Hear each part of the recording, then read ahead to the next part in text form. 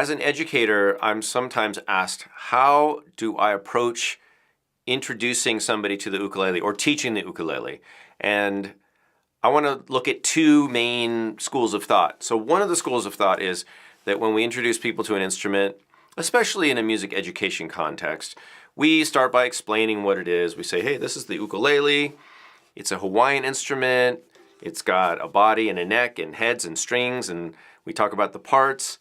And then we immediately talk about the chords, right? And so if you want to play the ukulele, let's learn the C chord, okay? Okay, well, that's pretty easy. And we talk about our fingers and numbering the strings, and we get all, okay, third finger on the first string on the third fret, blah, blah, blah. And then we go, okay, now we got to learn the F chord, because that's important.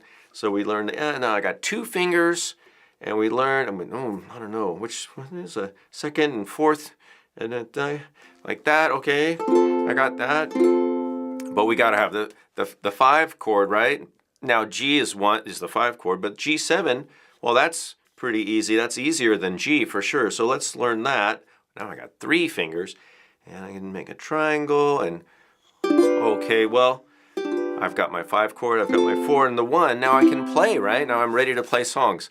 So that's one school of thought. That's kind of, let's call the classical or formalized way to approach playing the instrument, and that's fine. A lot of the books that we get start off like that. In addition to that, you might see an explanation of notes. That's always fun, right, for children? Okay, so I think you can imagine where I might be heading with this. So let's take all that stuff that I just talked about and let's move it somewhere else for right now. And let's think about another way you can introduce people to the ukulele that I would say is a more humanistic way and student-centered. And that way might sound something like this, or look something like this. Hey, check this out. What in the heck? Wow, I have no idea what this is. Why don't you check it out? I'll be back in a few minutes, and then you show me what you've learned. Show me what you can do. So let's see. I get the instrument. All right. Ooh. All right. Well, it's got. Get into these. Maybe not. Okay. Maybe that's not an area we want to go to, or maybe it is. Who knows? I've got some. Yeah, this is cool.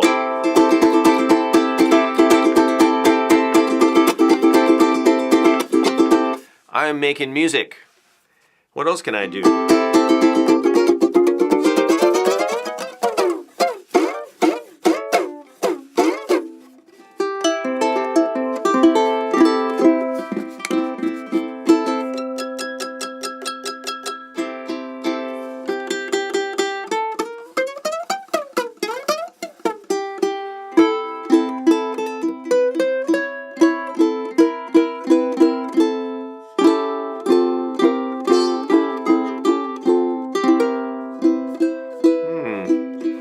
I think I'm ready to show my teacher what I learned. I can do this. I can do this. I can do this. I can do this. All right, you get my point? Which way is more fun? Which way is going to draw the student in or help bring the musician out? Maybe a better question. So I'm a big fan of asking the student to show me about an instrument and not get into the formalized training until we've had some fun, we've played some music, I've given people a chance to experiment and find out something on their own, because I think, and this is just my opinion, but what do I know? You know, when we put people in a highly technical situation, it can be a little stressful. Like, oh, I got to get my fingers on the right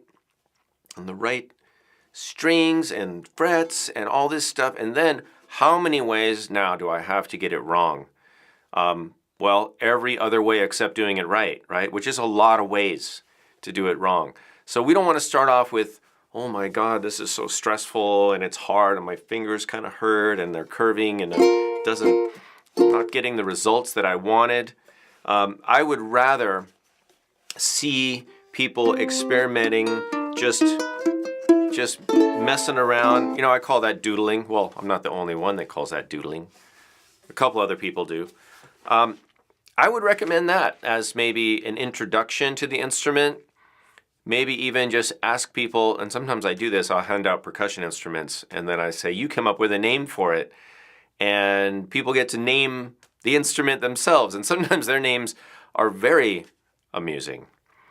All right, so maybe you can do the same thing with the ukulele. You can always talk about the technical stuff later, the history, the numbers, all that stuff. Mapping out the instrument for people and coming up with a teaching system. Like I said, that's all fine. However, when you first give somebody the opportunity to learn, to see an instrument for the first time, what about taking a more humanistic approach?